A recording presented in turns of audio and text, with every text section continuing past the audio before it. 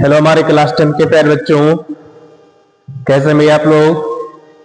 ठंडक बहुत है बाबू, बहुत ही ज्यादा है ठंडक। ठीक है, ठंडक में अपने आप को थोड़ा सा बचा कर ही रखो तो ये बेटर ही होगा आपके लिए। ठीक है, समझ में आए कि नहीं। ठीक, आज मैं आपका सेंट्रल आइडिया फिर एक इम्पॉर्टेंट टॉपिक पे लेकर के आया हूं जिसका नाम है अमांडा। मैंने बताया था कि 3 सेंट्रल आइडिया बहुत इंपॉर्टेंट है जो कि आपके बोर्ड एग्जाम में निश्चित तौर से अगर 3 सेंट्रल आइडिया अगर आप प्रिपेयर कर लेते हो तो 3 मार्क्स आपके कहीं भी जाने वाले नहीं है। जो 3 नंबर का आपका सेंट्रल आइडिया होता है फिक्स नंबर होता है बाबू। ठीक है, मैं फिक्स नंबर में आपको इस समय बता रहा हूं। सेंट्रल आइडिया जो 3 नंबर का होता है जो बोर्ड एग्जाम में आएगा, कंफर्म आएगा। ठीक है, उसका मैं आपको प्रिपेयर करवा दे रहा हूं। मैं पहले बताया था आपको कि dust of snow, fire and ice 2 central idea मैंने पहले ही करवा चुका हूं। और एक सेंट्रल आइडिया मैंने बताया था बाद में उसको करवा दूंगा, उसी को लेकर के मैं आज आया हूं जिसका नाम है अमांडा। ठीक है, मैं 3 सेंट्रल आइडिया करवा दे रहा हूं, उसके बाद में समय बचेगा तो और भी पोएम के जितने भी पोएम है सारे पोएम का मैं सेंट्रल आइडिया में बताऊंगा फिलहाल, है ना। चलिए, बहुत ज्यादा समय नहीं बर्बाद करेंगे हम। चलिए स्टार्ट करते हैं बाबू। Central idea of Amanda for class 10th। ठीक है, क्लास 10 के बच्चों के लिए those who is appearing in the board exam, जो बच्चे बोर्ड एग्जाम में अपेयरिंग होने वाले हैं, ठीक है, उनके बच्चों के लिए है ये, उन बच्चों के लिए है सेंट्रल आइडिया जो कि बहुत इंपॉर्टेंट है। टॉपिक स्टार्ट करने से पहले बाबू मैं बार बार कहता हूं कि जो मेरा चैनल है द ग्लोबल इंग्लिश उसको आप सब्सक्राइब कर दीजिए। ठीक है ना, शेयर कर दीजिए, बेल आइकन दबाना मत भूलिए ताकि आपको नोटिफिकेशन मिलता रहे। ठीक है, चलिए देखिए सेंट्रल आइडिया मैंने बताया था आपको पहले कैसे लिखते हैं। सबसे पहले आपको करना क्या होता है, आप हेडिंग करेंगे। क्या हेडिंग करेंगे आप, सबसे पहले मैंने बताया था सेंट्रल आइडिया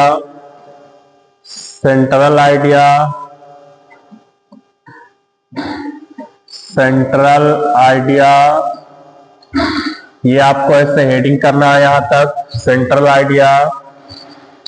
उसके बाद आपको लिखना है पोयम, किसका पोयम है, सेंट्रल आइडिया अमांडा। आप ऐसा लिख सकते हो central idea of Amanda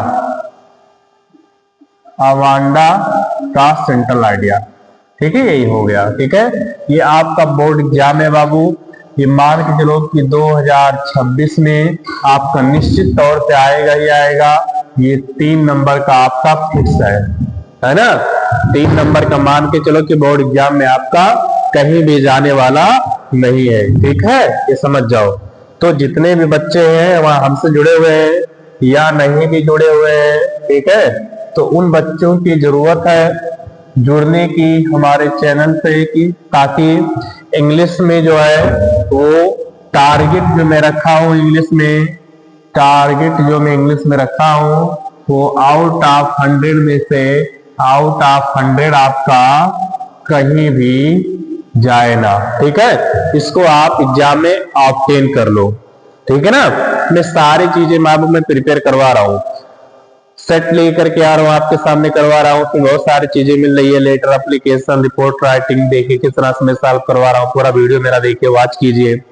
central idea करवा रहा हूं, एमसीक्यू करवा रहा हूं 20 नंबर का जो होता है। मैंने आपसे बताया है कि जो 20 नंबर का एमसीक्यू होता है उसका मैं 150 लगभग क्वेश्चन में प्रिपेयर कर चुका हूं। बस उसको किसी दिन मुझे क्या करना है, लाइव आ करके बताना है और उसी समय आपका पूरा 20 नंबर आपका ऑन द स्पॉट तैयार हो जाएगा। ठीक है ना, चलिए स्टार्ट करते हैं बाबू। ठीक है, जो सेंट्रल आइडिया है उसको हम क्या करते हैं, स्टार्ट करते हैं। ठीक है, चलिए लिखते हैं क्या है। सबसे पहले देखिए कैसे, मुझे आपको पता भी है कैसे लिखते हैं। सबसे पहले आप द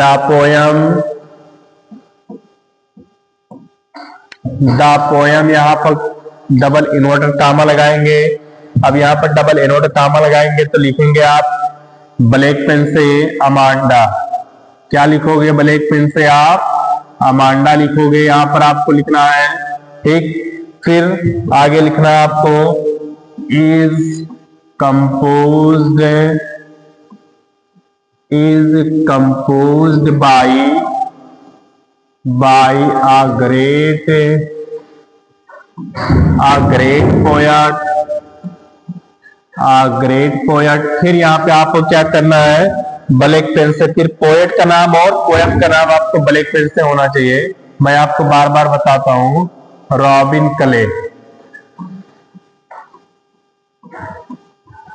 ये इनका नाम है, ठीक है, ये इनका नाम है।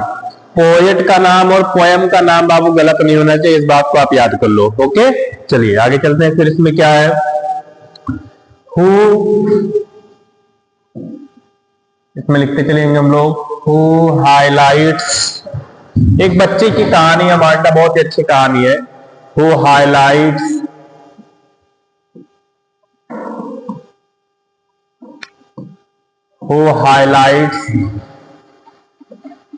conflicts between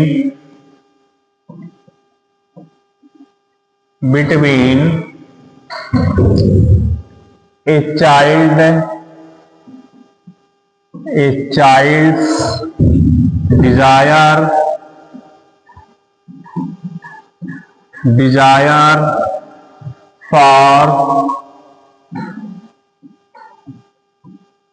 for freedom.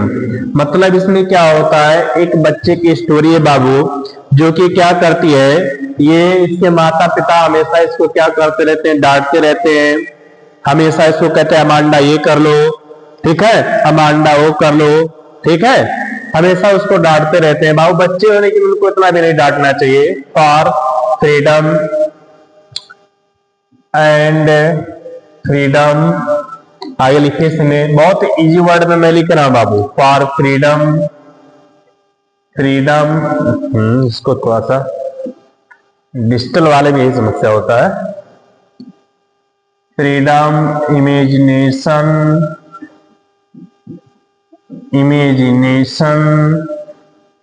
And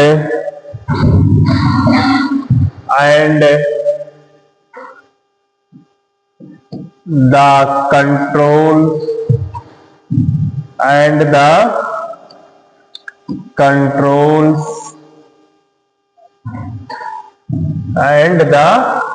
controls लिखेंगे हम आगे, controls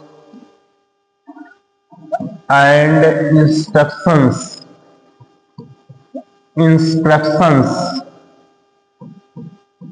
instruction by the adult,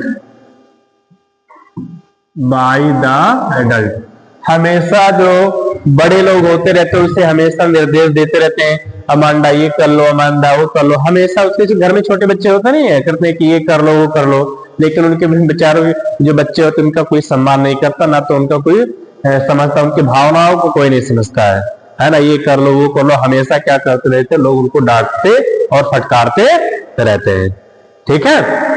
तो ये हो गया इंस्ट्रक्शंस बाय द एडल्ट, ठीक है, इंस्ट्रक्शंस बाय द एडल्ट, यहां तक आपको लिखना। फिर आगे देखिए, आगे क्या लिखेंगे,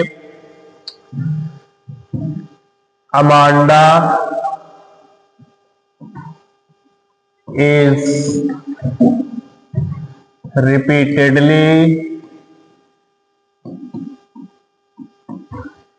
repeatedly corrected by her mother for मतलब स्मॉल थिंग्स, मतलब अमांडा क्या करते हैं, उसकी माता पिता हमेशा क्या करते हैं, छोटी से छोटी बातों पे बाबू क्या करते रहते हैं, उसको डांटते रहते हैं, फटकारते रहते हैं, है ना, उसको सही करते रहते हैं, अमांडा ये कर लो, अमांडा तुमको ऐसा नहीं करना चाहिए, है ना, तुम्हें ऐसा नहीं करना चाहिए, तुमने ऐसा क्यों कर दिया, ये सारी बातें क्या करते रहते हैं, बेचारे उसके माता पिता हमेशा डांटते रहते हैं, है ना।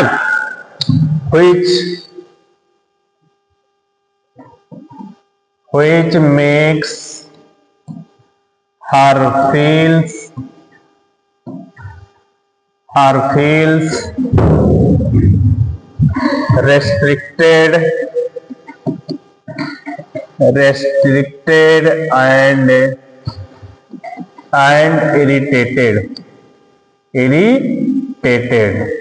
मतलब जो कि हमेशा जब जो छोटे बच्चे होते नहीं है, अगर उनको आप बहुत ज्यादा डांटेंगे बाबू, फटकारेंगे तो निश्चित तौर पे वो बहुत इरिटेट हो जाएंगे बाद में, है ना। इसलिए बच्चों के साथ बहुत ही अच्छे तरीके से बिहेव करना चाहिए, उनके साथ बहुत ही गुड मैनर के साथ उनके साथ हमें बिहेव करना चाहिए।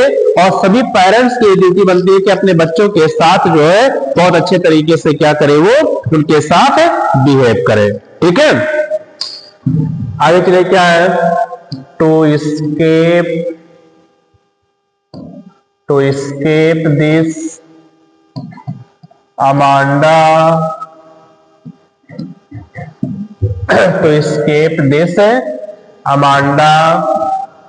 अब अमांडा बेचारी क्या कर सकती है, यानी अमांडा क्या कर सकती है, मतलब एक क्रिएटिविटी सोच लेती है ना। इससे बचने के लिए जो संसारी मोह माया है ना, उसमें क्या करती है, मैं इससे कहीं ना कहीं निकलूंगी, ये बातें बेचारी जो है सोच लेती है। अमांडा रिट्रीट्स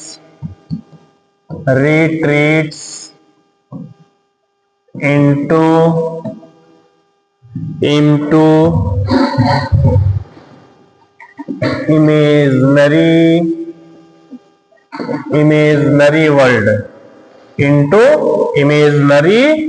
वर्ल्ड है ना, जो सांसारिक जो इमेजिनरी वर्ल्ड है उससे क्या करते हुए बेचारी निकलना चाहती है, ये बातें सोच लेती है कि संसार देखो कैसा हुआ है, मतलब ये संसार को ऐसा नहीं होना चाहिए, ये बातें बेचारी क्या करती है, ये अमांडा सोच लेती है ना।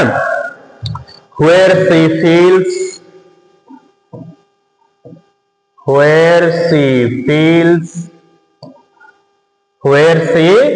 feels far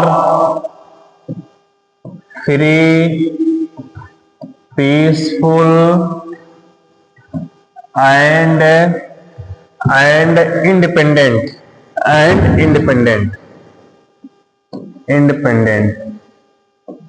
ये बेचारी सोचती है ना। फिर यहां पर लिखेंगे the poet shows that the poet shows मतलब पोएट हमें ये बताते हैं कि always nagging and excessive discipline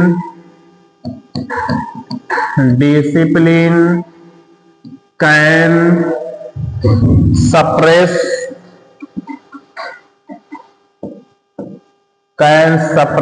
single P रहेगा, suppress a child's creativity and happiness अगर एक बच्चे को अगर बहुत ज्यादा डिसिप्लिन में रखते हो, हमेशा उसको नेगिंग करते रहते हो, डांटते रहते हो, फटकारते रहते हो, हर बात मना करते रहते हो, तो याद कर लेना बाबू, उसके सोचने की क्षमता कम हो जाएगी, वो बेचारा बच्चा कुछ कर ही नहीं पाएगा, आगे सोच ही नहीं पाएगा, उसकी सारी खुशियां वहीं पे खत्म हो जाएगी। तो इसलिए बाबू कभी भी सब पेरेंट्स से ये रिक्वेस्ट समझाओ कि कभी भी आप बच्चों के साथ बहुत ही स्ट्रिक्टली बिहेव नहीं आना चाहिए, है ना। हाँ, उनके साथ ऐसा हो कि बच्चे आपसे डरे, ठीक है, इतना नॉर्मल भी आपको नहीं होना है। तो ये सारी चीजें हैं, ये इस तरह से देख सकते हैं बाबू। ये अमांडा का जो सेंट्रल आइडिया था मैंने पूरी तरह से आपको लिख करके लिख दिया है ना। और बहुत ज्यादा मतलब उसकी नीड को भी मार देते हैं, वो सारी चीजें आप लिख सकते हैं। बहुत इजी ये सेंट्रल आइडिया था, देख किस तरह से मैंने आपको यहाँ पर लिख दिया, ठीक है। इस तरह से बाबू आप लिखेंगे तो निश्चित तौर से याद कर लेना कि 3 मार्क्स आपके कहीं भी जाने वाले नहीं हैं। इसीलिए हमेशा आप मुस्कुराते रहिए और सेंट्रल एग्जाम में लिख कर आइए, 3 नंबर आपको मिल जाएगा। जो मेरा चैनल है द ग्लोबल इंग्लिश, इसको आप क्या करिए बाबू, सब्सक्राइब करना मत भूलिए, सब्सक्राइब करना मत भूलिए बच्चों, ठीक है, सब्सक्राइब करना मत भूलिए। बाय रुपेश सर, ये ठीक, okay okay, thanks to all of you, best of luck. Video पसंद आया तो शेयर कीजिए, सब्सक्राइब कीजिए, बेल आइकन दबाना मत भूलिए बाबू। ओके, 3 नंबर आपको चाहिए तो ये अब वीडियो पूरा देखना पड़ेगा। Okay, thanks to all of बच्चों।